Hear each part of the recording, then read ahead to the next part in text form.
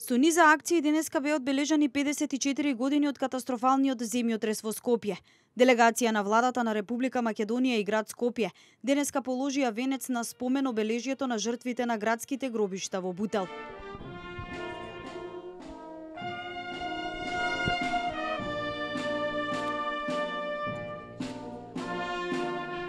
Црвениот крст на град Скопје во храмот на хуманоста Даре Џамбас ја одржа традиционалната крводарителска акција "За Скопје со љубов, дарувај крв, биди хуман".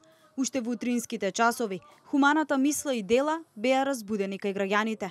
Она што обележи за оваа година дека всушност делот вработените од Црвениот крст на Република Македонија од општинските организации ќе даруваат крв, така што еден малку поразличен концепт каде што еве ние вработените се вклучуваме во крводарителската акција.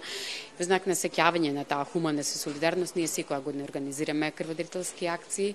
Во просек над 100 крводарители доаѓаат. Граѓаните го препознаваат денешниот датум, меѓутоа она што е интересно е голем број на граѓани доаѓаат спонтано, не да даруваат крв, може би се во поодминати години не им дозволува возраста да даруваат крв или некакви здравствени причини, меѓутоа навистина луѓето ја чувствуваат како нешто убаво, интересно, хумано денешниот ден, оно што се случувало тогаш.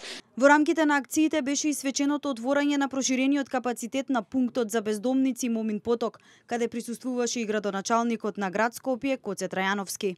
Во пунктот за бездомници во Момин Поток го отвараме или се пушта во употреба новиот проширен дел на пунктот за бездомници, имено градот Скопје. Како што знаете, оваа година парите кои што беа за дочекот на нова година во вредност од 2 милиони денари ги пренамени за проширувањето на пунктот за бездомници овде во Момин Поток. Според статистиката на Црвениот крст на територија на Скопје, циркулираат околу 170 бездомни лица, а 65 од нив го посетуваат пунктот.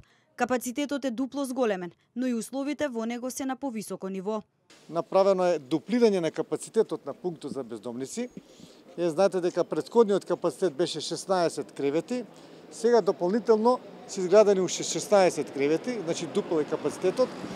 Покрај тоа направени се уште 3 туш кабини, зголемени се санитарните чворови, исто така купен е целокупниот инвентар, исто така на соларна енергија, системот на соларна енергија за грејење и затоплувањето на топлата вода.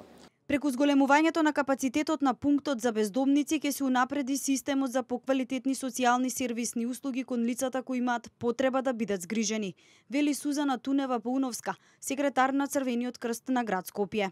Сметам дека системот кој што досега го воведовме, а тоа е патролните социјални работници, заедно со тимот од социјален работник, психолог, лекар и волонтерите на Црвениот крст на град Скопје, навистина прават се да ги детектираме лицата кои што се наоѓаат во состојба на бездомништво, да направиме нивна проценка на потребите, да направиме се што значи правна помош, враќање во системот во нашата држава и секако да успееме повторно да ги ресоциализираме.